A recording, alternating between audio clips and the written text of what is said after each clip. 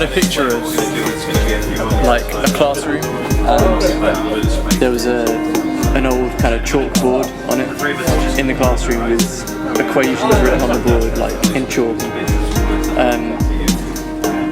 And that felt like quite a familiar thing to you, but then you can kind of, there's some that you can kind of roll down, and I just saw like the Lord kind of just roll it down, but it wasn't more of the same. It became like an interactive whiteboard with so much more that you could do on it. And I just had that really clear picture for you. So yeah.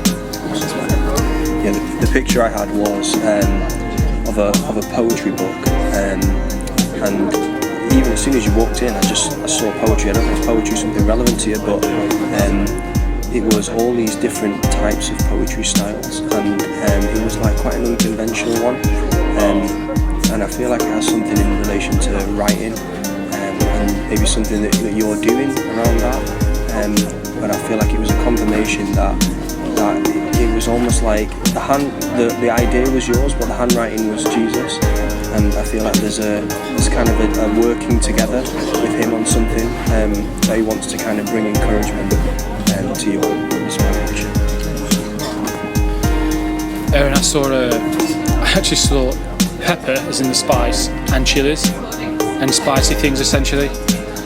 And what I felt, when you have chili or pepper or something like that, there's a sensation that happens there. And I feel like with what Toby's talked about, the new thing on the chalkboard turning into a whiteboard, there's a growth there, there's new sensations for you to have.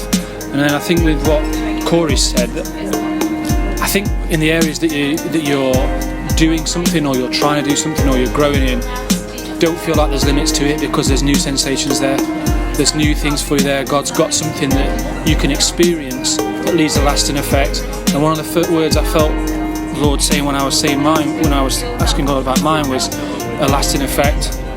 And leaving, obviously when you eat chili and pepper and everything, it leaves a taste in your mouth, and the sensation goes past just eating it. And so maybe it's when you're writing poetry or doing what you think, those people who are going to read it, because it's done with Jesus, it's going to leave a lasting effect on people's lives.